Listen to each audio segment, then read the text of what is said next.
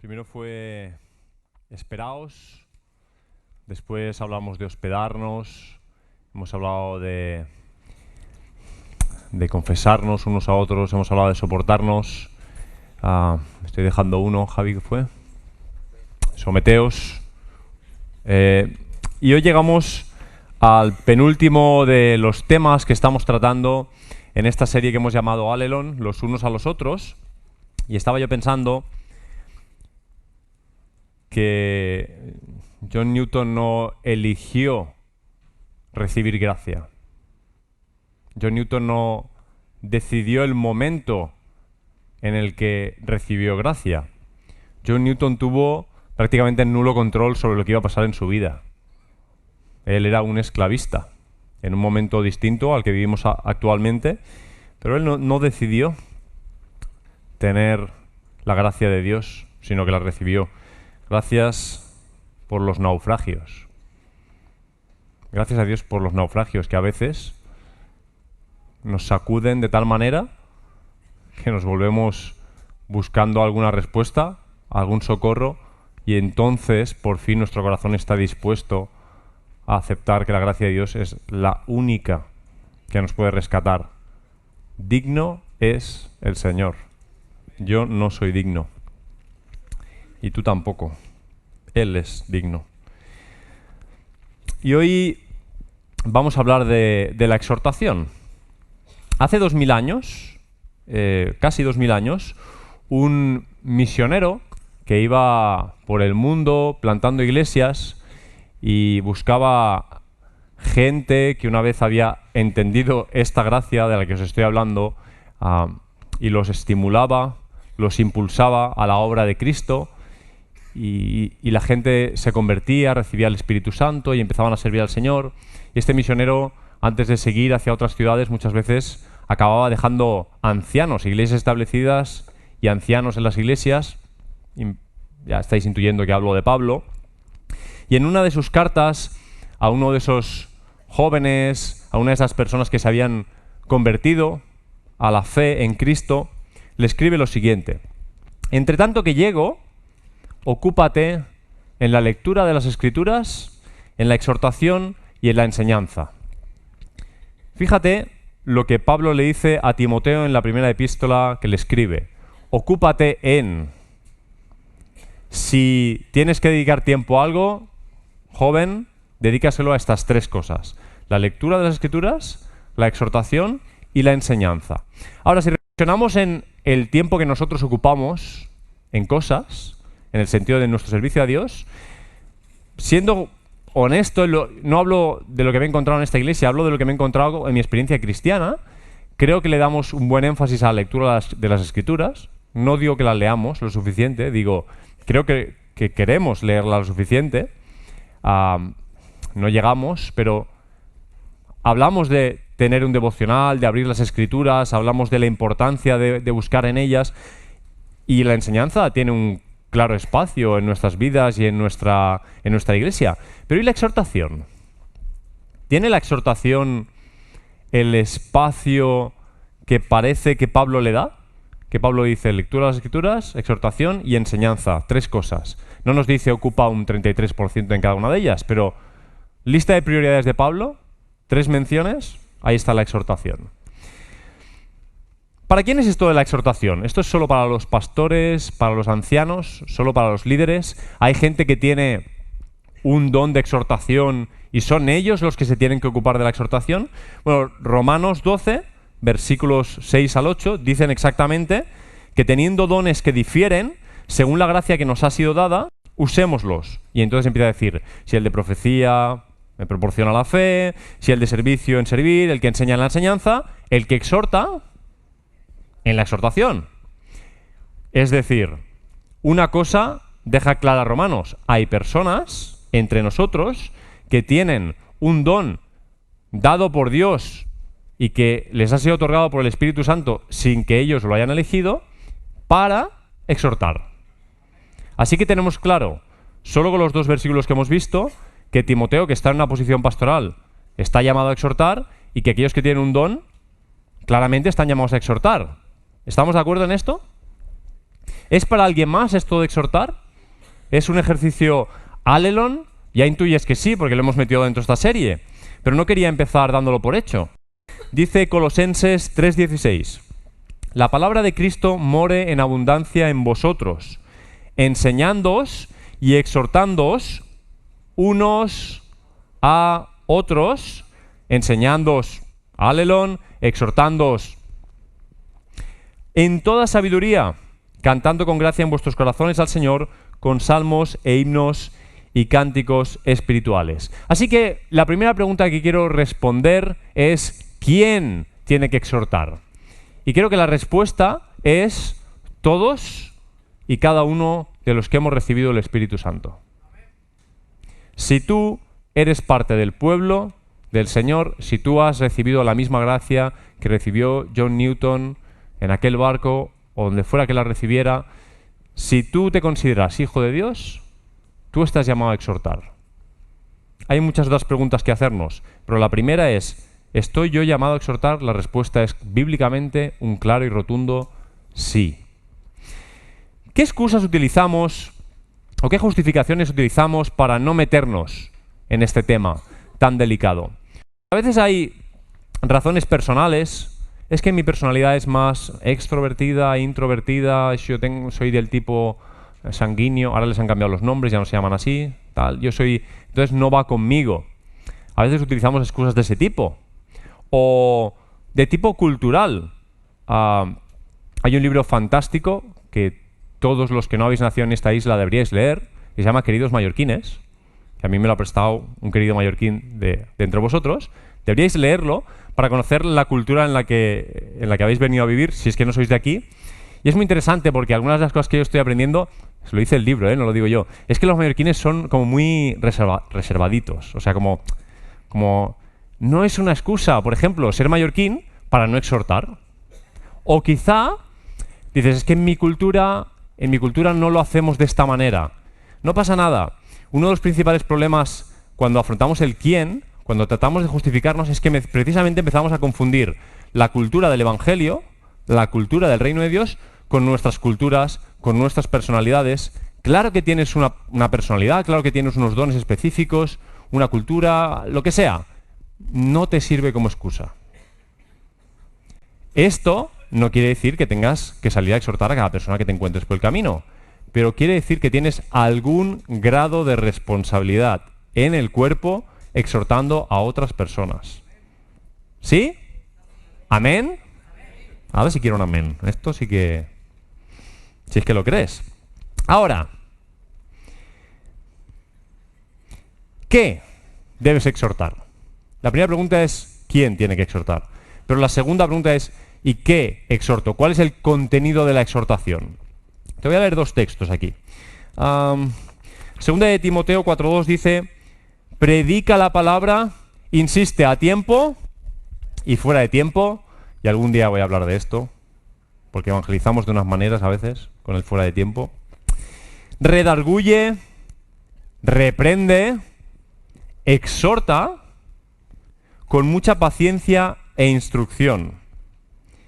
Segundo texto, Tito 1:9, reteniendo la palabra fiel que es conforme a la enseñanza, para que sea capaz también de exhortar con sana doctrina y refutar a los que contradicen.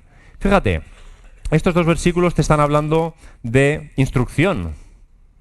Te están hablando de conforme a la enseñanza, que sea capaz de exhortar con sana doctrina. ¿Cuál es el contenido de la exhortación? Porque una segunda confusión rápida a la que caemos cuando hablamos de esto de la exhortación y lo vemos como yo diciéndole a otro o a otra algo que creo que tengo que decirle, o animándole a que haga algo que creo que tiene que hacer, o animándole a que deje de hacer algo que creo que no tiene que hacer, muchas veces confundimos la idea o definición de lo que es exhortar con el contenido de la exhortación.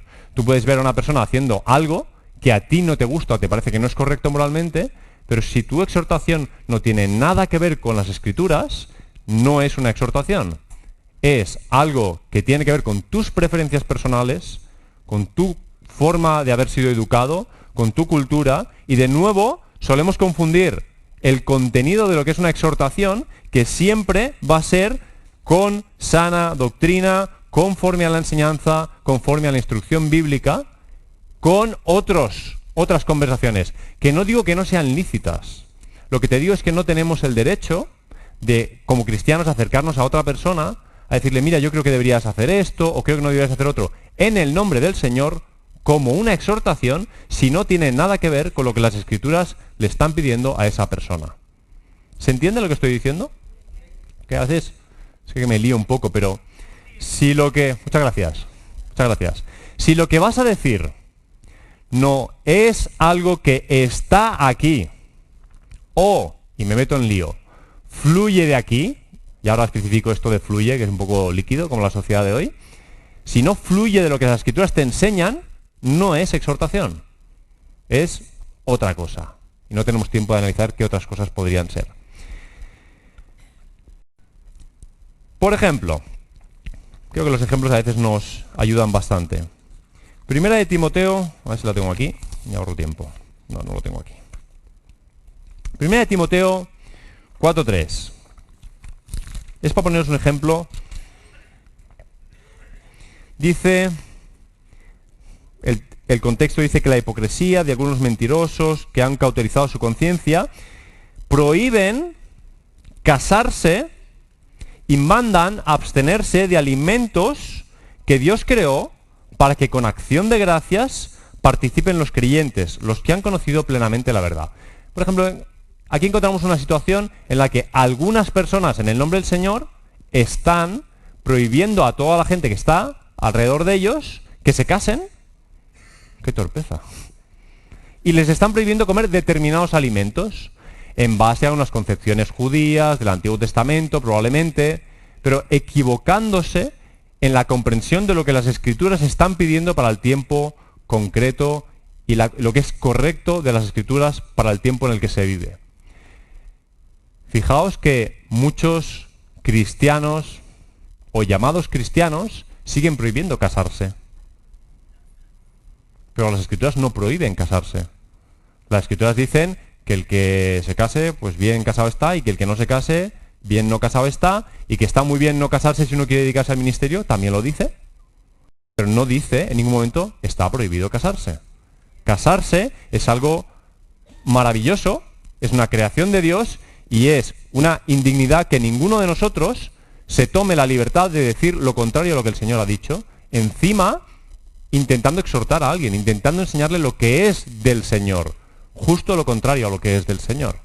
Y quería elegir algún ejemplo bíblico, pero os pongo un par de ejemplos de la vida práctica de iglesia. Por ejemplo, ¿habréis conocido a alguien alguna vez que cree que los cristianos tienen que vestir de determinada manera?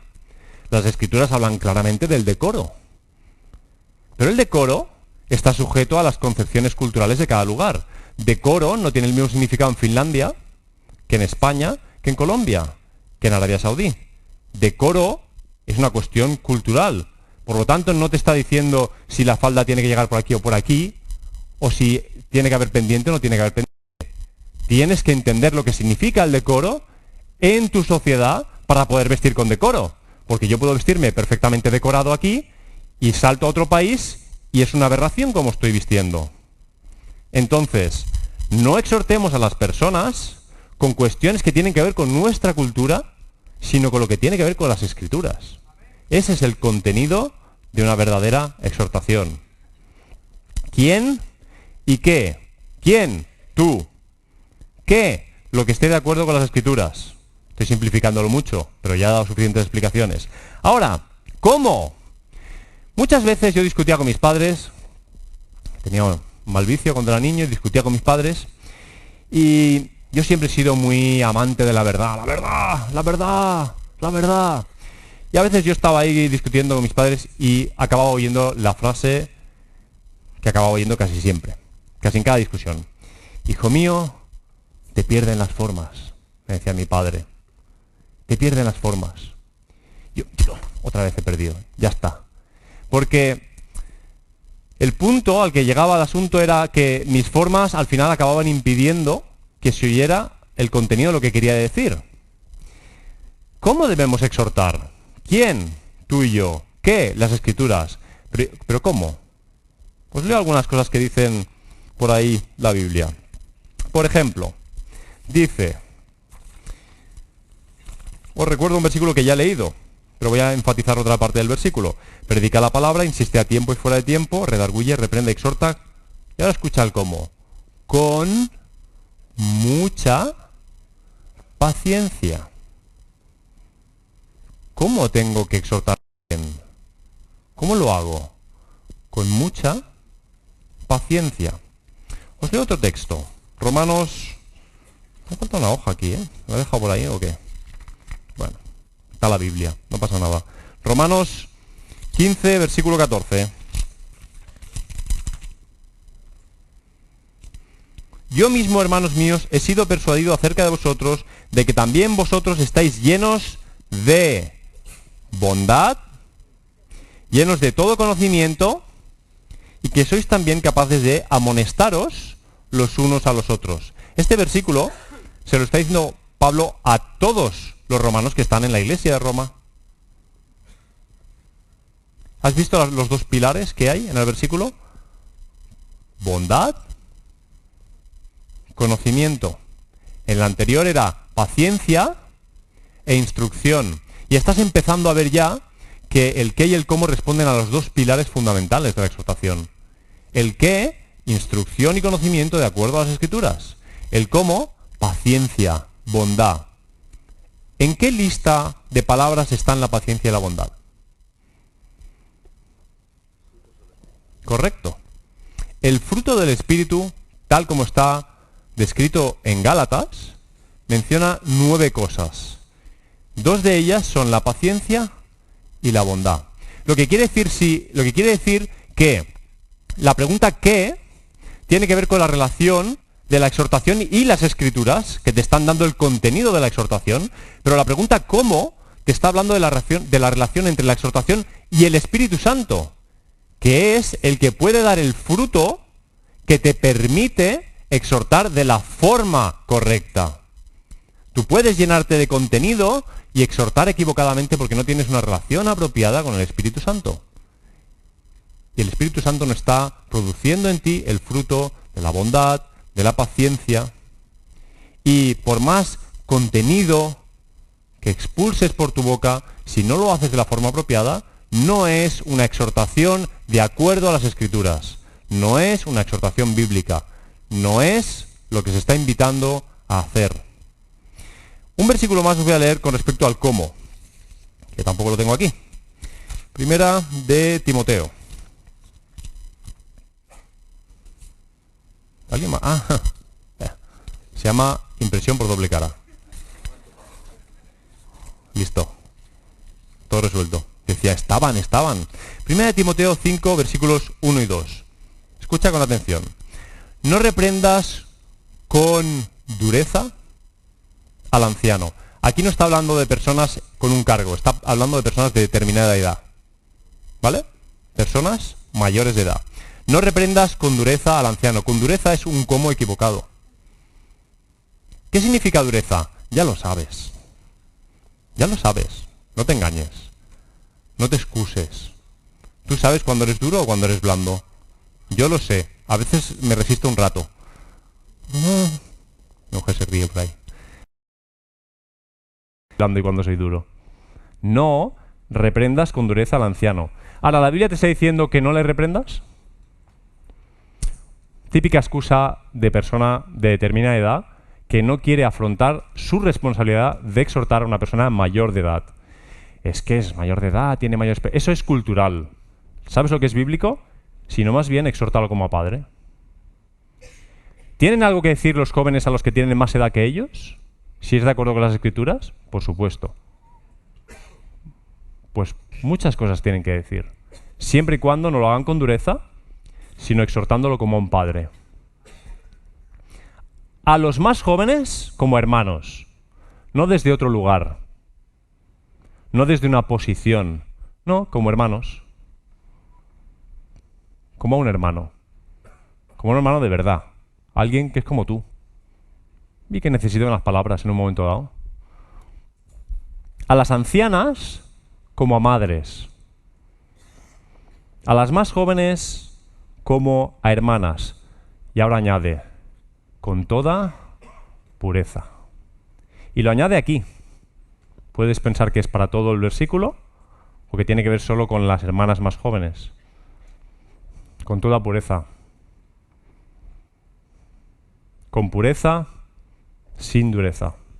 Vamos a hacer un eslogan. Con pureza, sin dureza. ¿Cómo tengo que exhortar? Con bondad, con paciencia, con pureza. Te he hablado del quién, te he hablado del qué y te he hablado del cómo. Me podrías preguntar, bueno, ¿y cuándo? ¿Cuándo exhorto? Porque vamos a ser sinceros. Tenemos tantos pensamientos, la cabeza no para. Está todo el día ahí, run, run, run, run. Y pensamos muchas cosas de mucha gente a la que amamos y está a nuestro alrededor. ¿Cuándo puedo saber yo si es tiempo ya apropiado para exhortar a alguien que está a mi alrededor o todavía no es el momento? O quizá no tengo que hacerlo. Bueno, número uno, esto no lo dice la Biblia así, te lo digo yo, como amigo, ¿sabes? Ponte a orar un rato. Ponte a orar. Quizá el Señor te dé la convicción de que tienes que hacer o no tienes que hacer algo. Esto, entre paréntesis, te lo digo yo gratis, ¿vale? Pero, cuando yo me hice esta pregunta, ¿cuándo? Porque es una de las que más me inquieta. Pues yo tengo una responsabilidad, tengo una invitación de parte del Señor a exhortar, pero ¿cuándo lo hago? Pensé, bueno, habrá ejemplos en la Biblia de exhortación. Tengo que escarbar, investigar, tengo que encontrar situaciones en las que alguien exhorte a alguien en la Biblia y así veo ejemplos y puedo proyectar situaciones. Pues encontré muchas de ellas. Os voy a leer una lista, breve, pero solo os la voy a leer. A quien le interese, le puedo dar todos los versículos y toda la historia y que se haga su investigación en casa. Pero yo encontré gente que exhorta animando a quien está asumiendo una responsabilidad. Tienes el caso de Moisés y Josué, Moisés exhortando claramente a Josué. Casos como fortalecer al débil, sostener al que se tambalea o al desanimado, y con palabras sostenerlo, eso es una exhortación bíblica. Casos como resistir o confrontar, y estas son de las que más huye el carácter mallorquín, de acuerdo con el libro que he leído. Resistir o confrontar situaciones de hermanos en error, pecado, simulación o apariencias. Porque claro, animar a alguien que está desanimado, uno se siente como más, vamos a ello. O sabes que alguien está asumiendo una responsabilidad nueva y vas y dices, venga, estoy contigo para lo que me necesites, dale para adelante. Pero cuando alguien está en pecado, eso también es una exhortación. Eso forma parte de lo que es exhortar a las personas. Y si no, recordad el caso de Gálatas 2, en el que Pablo le mete una buena reprimenda a Pedro por su hipocresía, que le estaba comiendo tan feliz en Antioquía con todos, comía con todos, ponían la mesa y se sentaban judíos y gentiles. Y Pedro sentado ahí comiendo con todos. Ahora de pronto llega una comitiva desde Jerusalén enviada por Santiago, que por lo visto era el que pilotaba la iglesia allí, y vienen judíos hasta Antioquía, y cuando Pedro los ve, y como todavía su corazón no está claro en estos temas, empieza a apartarse de los gentiles y a no mezclarse en la mesa con ellos, de acuerdo a las regulaciones judías del Antiguo Testamento. Y Pablo se lo dice, y se lo dice claro. Y no es fácil, además se lo tiene que decir en público, lamentablemente, porque por la acción de Pedro, Timoteo, del que acabamos de hablar, siguió los mismos pasos que Pedro. Y otros judíos, cuando vieron que Pedro, que era un tío, era un pilar de la iglesia, se apartaba de los gentiles, ¿sabes? Tú mal rollo. Ves a tu pastor y a tus ancianos que se apartan de tal y tú dices, pues, aquí pasa algo, ¿no? Y les sigues, ¿no? Y la hipocresía de Pedro contaminó a otros muchos. Y Pablo le tuvo que llamar la atención y se la llamó bien. Y os digo una cosa, ¿qué sacó Pablo de eso? ¿Qué sacó Pablo? Decidme un beneficio para la vida de Pablo con la exhortación que le tuvo que hacer a Pedro.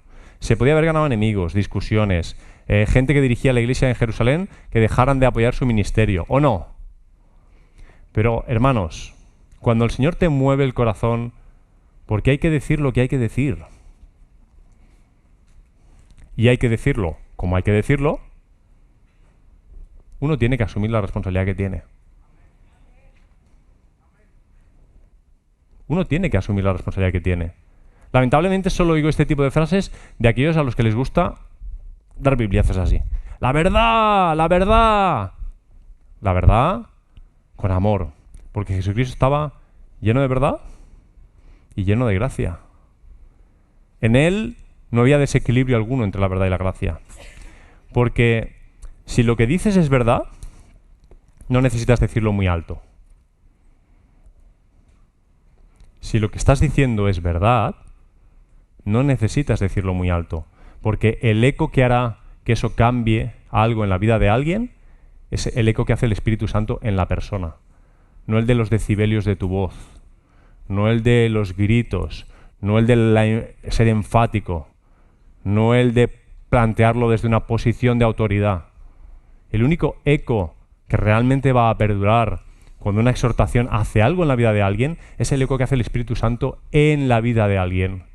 No son las palabras mágicas de nadie, porque es una exhortación de acuerdo a las Escrituras y es el Espíritu Santo el que convence de las cosas. No son nuestras maravillosas palabras bien ordenadas o... No nos engañemos. Así que, ¿cuándo? Pues os he dicho algunos casos. Recordar y guiar hacia Jesús, a imitarle, a proceder como Él. Perdón. ¿Recordáis a Josué? Escogeos hoy a quién servir. Cuando la gente está entre dos aguas, está dentro pero está fuera, tibia, hay que exhortar a la gente, hay que exhortarla como hizo Josué. Hay que exhortar a las personas. Cuidado con los caminos que eliges. Elige bien a quién quieres servir. Estos son algunos de los cuándos. No tenemos tiempo para analizar mucho más porque quiero avanzar a dos cosas más. ¿Para qué? ¿Para qué exhortar? ¿Qué propósito tiene exhortar? Podría decirte, la Biblia te lo pide. Obedece. ¿No? Podríamos usar este argumento. En un sentido, si tú quieres hacer las cosas como Dios pide, debería ser suficiente motivo para ti que si Dios te pide algo, tú quieres hacerlo. Puedes luchar por entenderlo, por aceptarlo. Pero hay para qué. Quiero ver dos versículos contigo por ser específico. La tradición de las páginas estas. Primera de Tesalonicenses 4, versículo 1. ¿Para qué exhortar? Por lo demás, hermanos, os rogamos, y cuando dice rogamos, tu Biblia, la palabra que aparece detrás en griego es la misma que otras veces traducimos como exhortar. Y es que una cosa interesante es que cuando tú dices, en la Biblia aparece la palabra exhortar, vamos a suponer, 25 veces, tenía que haber mirado los datos exactos, pero tampoco importa en este momento. Aparece 25 veces. Mira, en el original aparece muchas más veces, pero en español se traduce por animar, fortalecer, resistir, confrontar, recordar, amonestar, rogar, alentar, impulsar y exhortar. Todos esos verbos son usados en nuestros Nuevos Testamentos donde el original dice exhortar. Aparece muchas más veces de las que tú recibes desde la palabra española exhortar. Ahora dice, por lo demás, hermanos, os rogamos y os exhortamos en el Señor Jesús que como habéis recibido de nosotros instrucciones acerca de la manera en que debéis andar y agradar a Dios, así abundéis en ello más y más. Pablo era muy buena gente, pero le gustaba mucho hacer frases muy largas y usar mucho la coma. Y a veces mete muchas frases subjuntivas, muchas frases en medio de la oración principal. En vez de acabar una oración principal y luego meter una secundaria, te la mete en medio. Le gustaba mucho hacer teología y esto es un vicio de teólogo. Pero si yo te elimino una parte de la frase para que facilitarte la comprensión del versículo, te podría leer lo siguiente. Os exhortamos en el Señor Jesús acerca de la manera en que debéis andar y agradar a Dios. Si le quito la frase que está en medio, básicamente te está diciendo, os exhortamos en el Señor Jesús acerca de la manera en que debéis andar y agradar a Dios. ¿Cuál es tu intención? ¿Para qué estás exhortando a alguien? Si tu intención no es ayudar a esa persona a entender cómo debe andar y agradar a Dios, no es una exhortación, no estás cumpliendo con el sentido que tiene la exhortación. En Colosenses 1:28, el mismo Pablo dice: proclamamos amonestando a todos los hombres, y ese amonestando, adivina qué verbo es, amonestando a todos los hombres, enseñando a todos los hombres con toda sabiduría, a fin, ¿con qué fin, Pablo? ¿Para qué haces esto? Para presentar a todo hombre perfecto en Cristo. La exhortación es una disciplina comunitaria que Jesús nos ha regalado para ayudarnos a ser sinceros, para ayudarnos a ser honestos, para ayudarnos a ser reales, para ayudarnos a ser genuinos, para relacionarnos entre nosotros de forma sincera, honesta y genuina, no religiosa. ¿Cómo voy a decirle a alguien nada si no tengo ni idea de qué va su vida? Una confusión típica es saber a dónde quiero ir, pero no saber dónde está la persona. ¿Sabéis cómo nos protegemos de la exhortación? Me refiero para que no me exhorten. ¿Sabéis cómo nos protegemos? Y la llave al mar. Porque si tú no sabes mucho de mi carácter, si tú no sabes mucho de mi matrimonio, si no sabes mucho de mi dinero o de cómo manejo mi vida laboral, si no sabes mucho de mi sexualidad, si no sabes mucho de mi vida real, no vas a poder acercarte a mí para exhortarte en el nombre del Señor. Para exhortarme en el nombre del Señor. No vas a poder.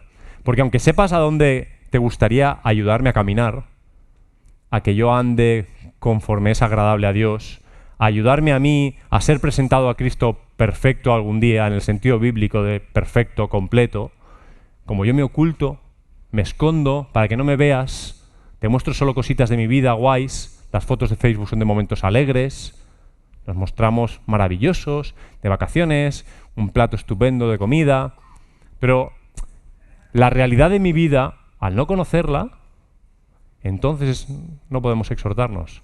Así que toda esta predicación, todo este mensaje, todo este mandato de parte del Señor va a quedar en aguas de borrajas, ¿se dice? Una frase antigua. En aguas de borrajas, no, te lo tradujo moderno, que no vale para nada. Y andaluz, moderno y andaluz, que no vale para nada. No va a servir para absolutamente nada si no nos relacionamos honestamente unos con otros. Los 4 grandes pilares del escondite de la vida adulta. Que nadie me diga nada sobre mi dinero. Nadie sabe nada de mi dinero. Nadie sabe si gano o no gano, si doy o no doy, nadie sabe nada. Es una cosa oculta para poder darle buen espacio al diablo, a que me engañe, porque el amor al dinero será que no pierde a gente. Sobre mi sexualidad, que no se sepa nada de si tengo tentaciones o no, si me gustan rubias o morenas, que no se sepa nada, que nadie pueda saber nada, que nadie pueda ayudarme. Mejor me quedo absolutamente solo en una isla de tentaciones o en una isla de desesperación sexual donde nadie me pueda decir nada, ni me pueda exhortar, y ahí el diablo se frota las manos contigo y conmigo. Encantado. Que nadie me diga nada de cómo tengo que hacer mi trabajo. En este país solo tenemos derecho a hablar del trabajo de los entrenadores de fútbol. En todos los bares todos entrenamos a los equipos mejor que el entrenador. Pero es del único trabajo del que tenemos derecho a hablar. ¿Cómo vas a hablarme tú a mí de mi trabajo, de mi ética profesional? Pues a lo mejor sí, hay algo que exhortarnos. Y ya toco el último, que es el que hiere más sensibilidades. Que a nadie se le ocurra acercarse a decirme cómo educar a mi hijo o a mi hija.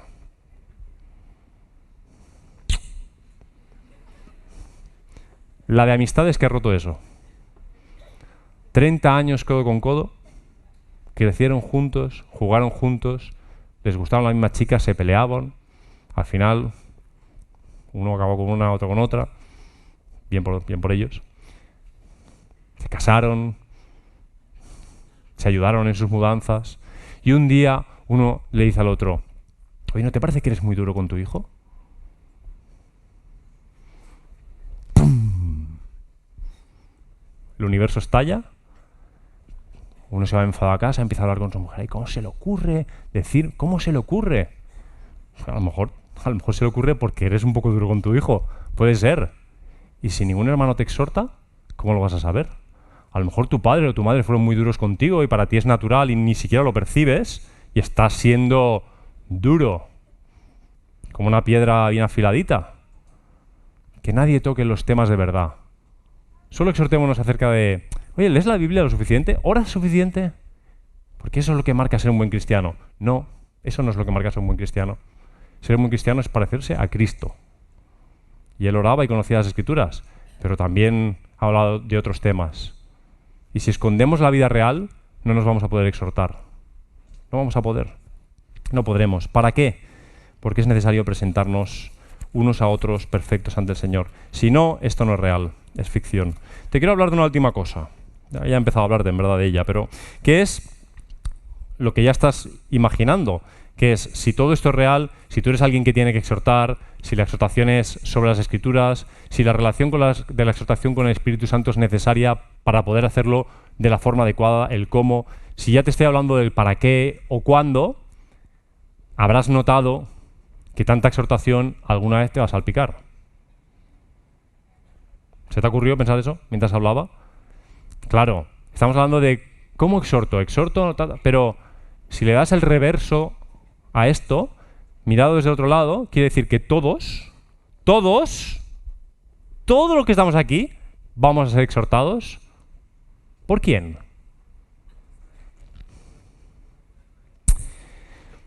Job, capítulo 4, versículo 3 y 4. No me engañéis más, ya, hojas. Dice, ¿te acuerdas de los amigos de Job? ¿Recuerdas a los amigos de Job? Job tuvo unas pérdidas horrorosas, se echó al suelo en su lamento y 3 amigos se sentaron con él en el suelo, por días y días.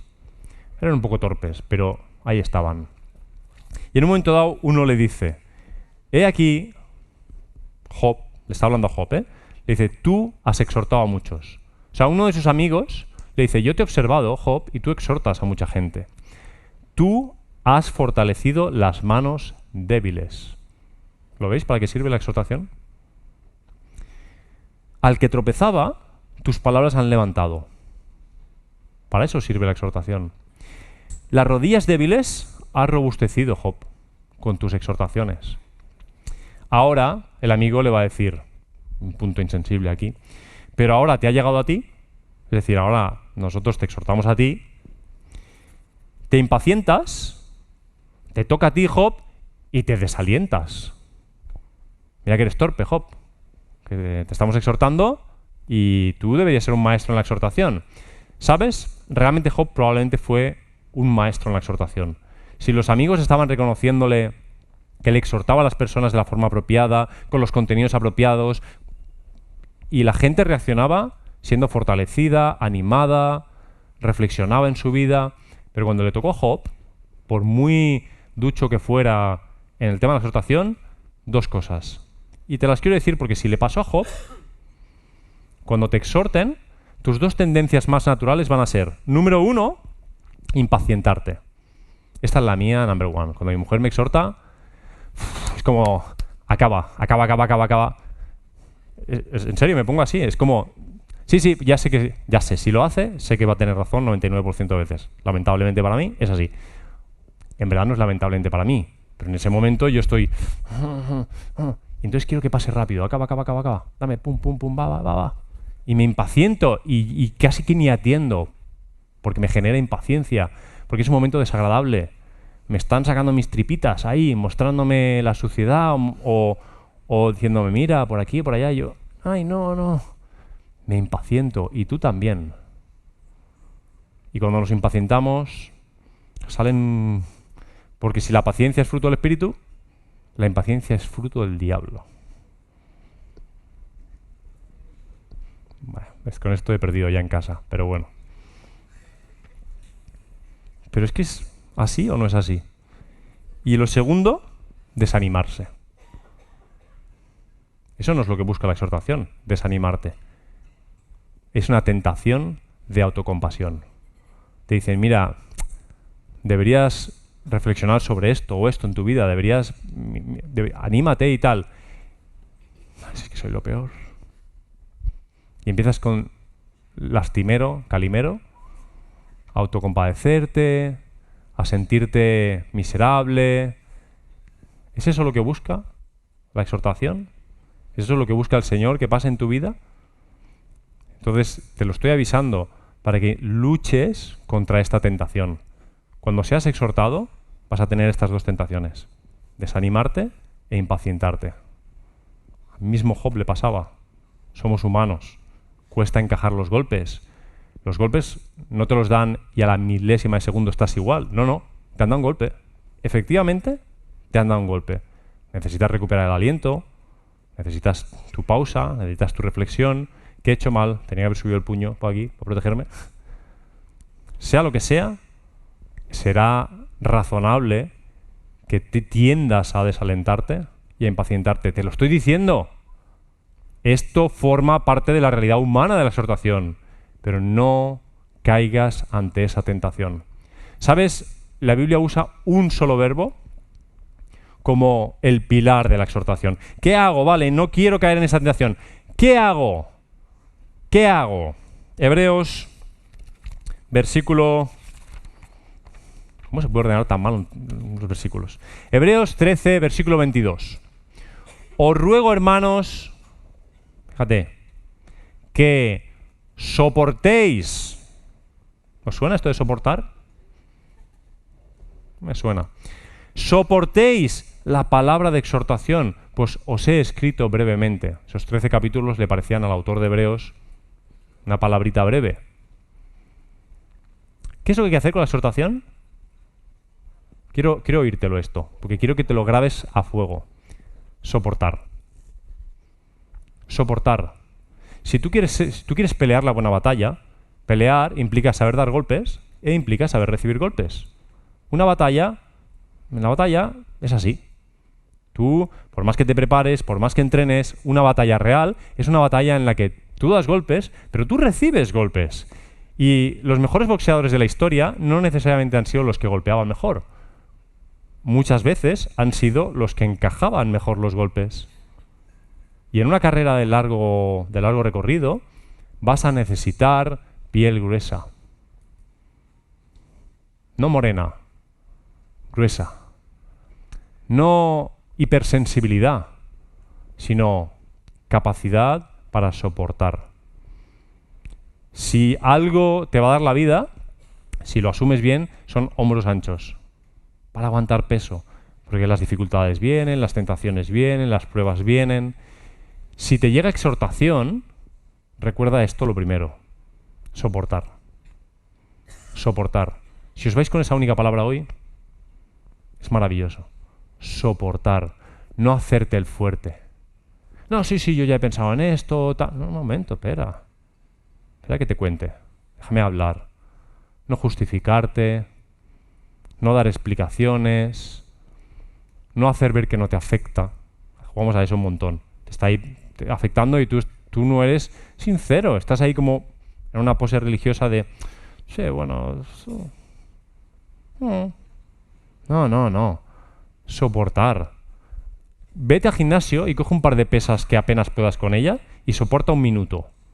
Y luego me vienes y me cuentas cómo están tus brazos. No podrás usarlos en un par de días del dolor que tienes. Soportar. Esto no es para superhéroes. Es para personas que quieren imitar a Jesús. Jesús una noche no podía soportar la presión. Y se tuvo que ir a orar y oraba una vez y otra y le pedía a sus amigos: orad conmigo. Hay veces que la vida cristiana lo que requiere es soportar. Soportar. Lo último. Esta vez, no sé si he dicho lo último antes, pero esto es lo último de verdad, ¿vale? Esta es mi palabra. Yo sé que sabes lo que te voy a decir, pero quiero recordártelo. No va a venir Dios mismo a exhortarte.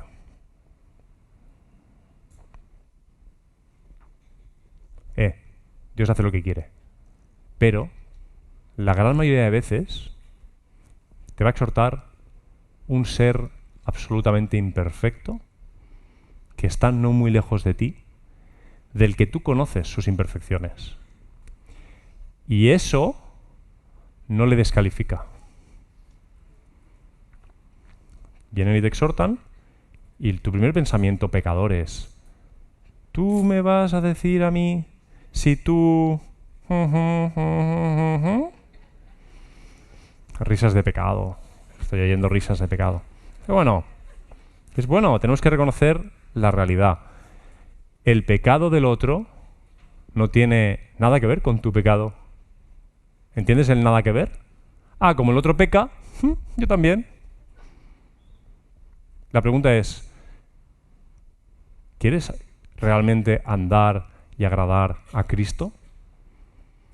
¿De verdad quieres? El hierro con hierro se afila, dice Proverbios. Y te imaginas esos dos cuchillos de un cocinero, ¿no? O esa pieza de hierro con la que afilan un cuchillo, el hierro con hierro se afila. Y el hombre, la mujer, con el rostro de su amigo o con el rostro de su hermano. Es otra persona la que va a friccionar contigo, la que te va a decir, mira, oye, y te va a pulir, te va a ayudar a vivir de acuerdo a cómo gusta a Dios. Si todo lo que estamos diciendo en esta serie no sirve para que en esta iglesia abramos nuestros corazones más del lugar en el que sea que estemos, no hay un juicio de valor. Desde donde estemos, que abramos nuestros corazones, que seamos más genuinos unos con otros y que nos permitamos exhortarnos, que nos soportemos, que nos sometamos unos a otros, que esperemos lo mejor de otros, que soportemos no recibir lo mejor de otros. Si esto nos sirve para que hagamos todo eso, no estamos entendiendo que el propósito último de unos a otros es así todos juntos hacia Él, sin dejarnos a nadie por el camino, unos a otros. Señor Jesús, gracias por tu palabra, gracias por tu Espíritu Santo, que no ha tenido a poco vivir en nosotros. Hubiera sido lo natural que no quisieras vivir en nosotros, Señor, porque no somos dignos, el digno eres tú. Nuestros actos, nuestras obras, nuestra vida no se hacen merecedores de que tú vivas en nosotros, Señor. Pero tú le has dado la vuelta a la realidad y has obrado para nuestra salvación, y hay una cruz a la que podemos mirar y que nos rescata. Gracias por tu vida, Señor. Gracias porque has diseñado la Iglesia, una comunidad en la que somos restaurados día a día y en la que unos y otros participamos de restaurar a los demás. Ayúdanos a vivir conforme a tus Escrituras, a actuar conforme al fruto del Espíritu Santo. Yo no sé cómo crearlo, Señor, pero confío en que tú puedas darme el fruto de tu Espíritu Santo. Ayúdanos a ser disciplinados y sabios en el acercamiento a las Escrituras, a leerlas, a estudiarlas, porque necesitamos saber lo que tú quieres de nosotros, lo que tú esperas de nosotros. Eres nuestro Padre y nos amas, y porque somos tus hijos nos disciplinas. Y muchas veces utilizas a personas que están a nuestro alrededor para exhortarnos. Gracias por las personas que me exhortan, Señor. Gracias porque no sacan nada de hacerlo más que el beneficio que me aportan a mí. Ayúdame a perdonar o soportar cuando igual la forma no sea la más apropiada. Pero ayúdame a estar atento, Señor, a ti, a lo que tú tienes que decirme. Te lo ruego en tu nombre.